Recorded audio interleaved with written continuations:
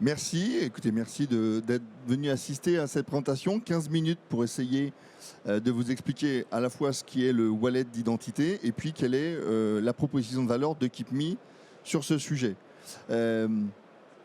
Premier élément clé, c'est finalement le sujet que l'on pose là. Est-il une nouvelle réglementation qui vient s'imposer aux entreprises et qu'elles vont devoir respecter, ou bien effectivement derrière ce sujet-là, il y a un réel changement de paradigme qui ouvre des perspectives. Voilà, c'est l'objectif d'essayer de vous éclairer sur le sujet et de vous expliquer comment nous, on a eu une lecture assez intentionnelle de la réglementation et on voit beaucoup d'opportunités pour les entreprises. Rapidement, qui nous sommes? En fait, nous, ça fait 25 ans qu'on travaille dans la confiance, d'abord en tant que délégataire de gestion pour les assureurs, ce qui nous a permis d'être confrontés depuis 25 ans au sujet de la gestion de la donnée, et notamment la gestion de la donnée personnelle dans des contextes de santé, dans des contextes de remboursement avec des logiques de fraude.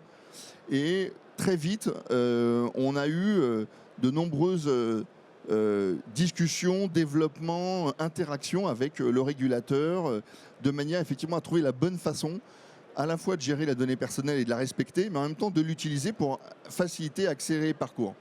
Et de ce point de vue-là, ça fait pratiquement une dizaine d'années que notre fondateur, il a entreaperçu, il a vu l'intérêt, alors il ne l'a pas matérialisé comme un wallet en tant que tel, mais en tout cas l'intérêt de redonner à l'utilisateur la maîtrise de ses données et de lui permettre de les partager.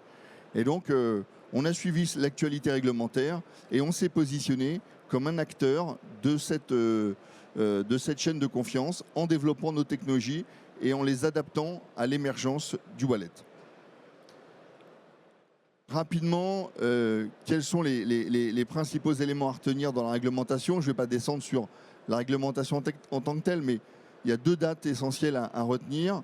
La première, c'est qu'il y a une obligation qui est faite aux États membres, donc c'est une réglementation européenne, obligation faite aux pays États membres de mettre, à partir de décembre 2026, à disposition de leurs citoyens une identité numérique, laquelle devra être portée par un réceptacle qu'on appelle un wallet. Donc ça, c'est la première étape de l'obligation. La France n'a pas encore complètement défini sa doctrine. Ça devrait se faire dans les prochains mois. La deuxième obligation, elle concerne davantage les entreprises. C'est obligation faite à partir de décembre 2027, dès lors qu'un utilisateur a un wallet d'identité, d'accepter son authentification via son wallet. Ça veut dire la possibilité pour un utilisateur en décembre 2027 de refuser d'utiliser un login mot de passe pour accéder à son environnement bancaire, à son environnement d'assurance, mais par contre demander à le faire via son wallet. Donc ça, c'est vraiment l'obligation qui touche au plus près les entreprises, et 2027 arrive assez vite. Mais derrière finalement cette première étape d'obligation, ce qu'on voulait aussi vous éclairer, c'est finalement qu'est-ce qui se cache derrière cette réglementation.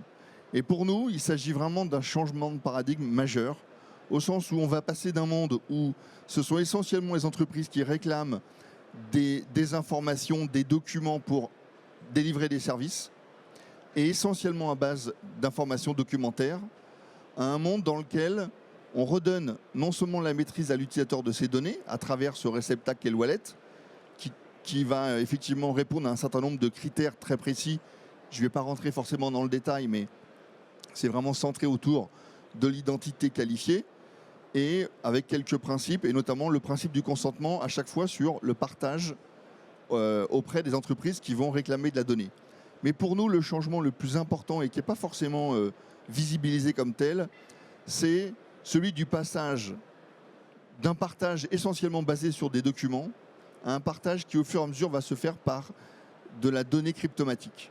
Et donc, un univers d'attributs qui va permettre un des éléments clés de l'enjeu du régulateur, qui est la minimisation de l'information. Et donc, vous allez effectivement, demain, partager que des éléments d'information qui sont strictement nécessaires dans un cadre réglementaire ou dans un cadre de service bien spécifique. Et pour nous, c'est vraiment là-dessus que repose le changement de paradigme, parce qu'il ouvre des cas d'usage et des perspectives très nombreux. Il est basé sur une chaîne, je ne vais pas non plus rentrer dans le détail du fonctionnement de cette chaîne, mais Je dirais qu'on se rapproche d'une logique de chaîne un peu de type blockchain, dans lequel il y a différents acteurs. Donc il y a l'utilisateur qui sera effectivement titulaire d'un wallet. Et puis il y a deux autres catégories d'acteurs de cette chaîne. Le premier, c'est l'issuer, c'est l'entreprise qui détient une information ou l'administration une information et qui va permettre à un utilisateur de venir l'uploader dans son wallet, dans un format cryptographique. Et puis l'autre acteur de la chaîne, c'est celui qui a besoin de vérifier cette information. Donc un exemple, demain ou après-demain, les diplômes seront sous une forme cryptographique. Donc l'issuer, ce sera l'université. Et le verifier sera potentiellement une DRH qui, au moment d'un recrutement, dira je veux accéder à votre attribut de diplôme et du coup se baser sur une information certifiée, authentifiée. Il faut savoir que, d'après ce qui se dit, il y aurait à peu près 30% de faux diplômes, les gens revendiquant un diplôme qu'ils n'ont pas. Avec ce système, effectivement, on va s'assurer que le partage est bien un partage de confiance. Nous, ce qu'on a très vite vu, et à nouveau parce qu'on est dans ce métier de la gestion des flux, des parcours clients, de la gestion de remboursement avec tous ces composants, c'est qu'il y a une réelle opportunité d'utiliser le wallet pour améliorer les parcours clients, améliorer la gestion de l'efficience opérationnelle dans les back-office, en s'appuyant sur des éléments qu'on va davantage pouvoir automatiser parce que reposant sur des données beaucoup plus sûres. C'est évidemment en perspective, potentiellement, je ne dirais pas strictement une diminution des coûts SI, mais en tout cas la sensibilité du système d'information va réellement changer de nature. Aujourd'hui, une de ces sensibilités, c'est que potentiellement vous disposez dans votre SI de pièces d'identité complètes. Et donc une belle offrande à des potentiels hackers. Demain, c'est potentiellement des attributs atomisés et donc beaucoup moins de valeur. Donc il faudra toujours continuer à sécuriser son SI, mais sa sensibilité va naturellement diminuer. Donc nous, on y voit beaucoup d'intérêt autour de ça, et c'est comme ça qu'on a pensé notre proposition de valeur.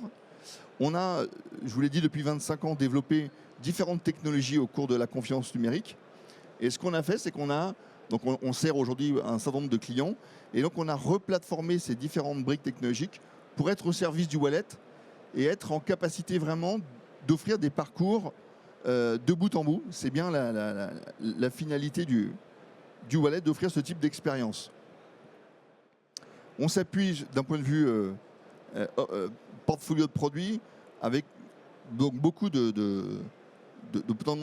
produits qui viennent consommer ce type d'usage et de service, et autour d'une plateforme dont la première vocation de cette plateforme va être d'aider les entreprises à respecter cette première échéance qui est permettre l'authentification dès 2027 des utilisateurs. On va aider les entreprises également à gérer l'opportunité que représente l'ingestion d'attributs dans leur système d'information, et avec potentiellement la possibilité de trouver un modèle qui va permettre d'hybrider la capacité de leur SI, dans certains cas, à récupérer des attributs, et dans d'autres cas, à devoir toujours s'appuyer sur un format de document. Donc ça, c'est ce que fait la plateforme. Mais quand on s'intéresse vraiment, finalement, à la nature des parcours dans des phases de souscription, dans des phases d'onboarding, dans des phases de KYC, on voit bien effectivement que la logique assez fragmentée ne permettrait pas ce type d'expérience. Et donc, on a, nous, positionné une proposition de valeur autour de ce qu'on appelle le wallet augmenté. Donc, de quoi s'agit-il? Il s'agit effectivement d'un wallet, comme doit fonctionner un wallet. Et donc, un wallet, c'est essentiellement un objet qui est capable d'uploader des attributs et de les distribuer. Donc ça, de facto, on va être dans cette capacité. Mais nous, on considère que pour être capable de couvrir des expériences beaucoup plus abouties, il faut aller plus loin que ça. Il faut notamment être en capacité d'ingérer, d'inclure des services de confiance numérique de type vérification d'informations, signature, etc.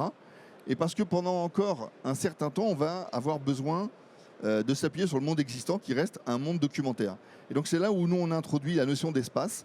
Les entreprises vont pouvoir construire un espace dédié à des services de confiance au sein du wallet, dans lequel elles vont pouvoir délivrer des services de KYC, des services de souscription, des services de signature au sein du wallet en bénéficiant des attributs qui seront disponibles, mais pendant encore un certain temps en s'appuyant sur encore des documents. Il y a encore beaucoup d'informations qui seront encore produites par des documents, mais en permettant effectivement d'élever le niveau de confiance qu'on peut avoir sur un document à travers un certain nombre de processus de vérification. Donc ça se traduit comment? Il y a sur ma gauche finalement le fonctionnement d'un wallet. Je upload et je distribue les attributs. Voilà, ce que va devoir faire n'importe quel wallet classique. Là où nous on se différencie, c'est la capacité à offrir aux entreprises des espaces qui leur seront dédiés. Donc voilà, votre employeur pourra activer un espace, votre banque, votre assureur, et surtout pour eux de construire à l'intérieur de cet espace des parcours qui vont tirer parti de ce que permet la réglementation en matière d'information qualifiée, d'utiliser des documents vérifiés auprès de sources externes et aller jusqu'à l'émission d'un mandat CEPA et la signature, le tout dans un seul et même parcours. Ce qu'on pressent, ce qu'on observe, donc je ne sais pas si avant de venir vous saviez exactement ce qu'est un wallet et quels sont ses cas d'usage.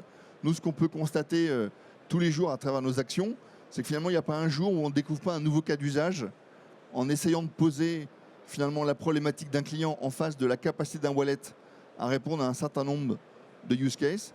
Et on voit vraiment que dans tous les domaines, il y a vraiment pour beaucoup d'acteurs une vraie opportunité de faire levier du wallet pour offrir des services beaucoup plus intégrés.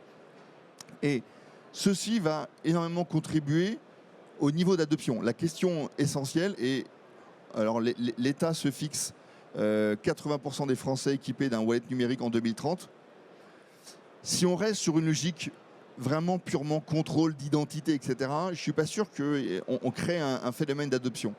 Si à l'inverse, on commence à offrir des services où quand je vais louer un appartement à un propriétaire que je ne connais pas, la manière dont je vais lui partager mes revenus, mes impôts, qui je suis, etc., je le fais dans un environnement extrêmement sécurisé où je m'assure qu'il n'a qu'une partie des informations et pas l'entièreté. Je suis dans un environnement de confiance, je suis dans un service qui effectivement peut créer des niveaux d'adoption. Et ces cas d'usage, on les retrouve dans plein de domaines différents. Et c'est pour nous ce qui va vraiment être le facteur d'adoption du wallet au sens large. C'est des services offerts aux utilisateurs qui vont leur simplifier la vie, qui vont permettre d'aller beaucoup plus vite dans tout un certain nombre d'opérations de leur quotidien. Et c'est ça qui va donner sa vraie valeur au wallet digital. Voilà, je crois que j'ai à peu près tout dit. Bon, là, c'était pour vous donner une visibilité sur la plateforme. Je ne sais pas en termes de timing comment nous sommes.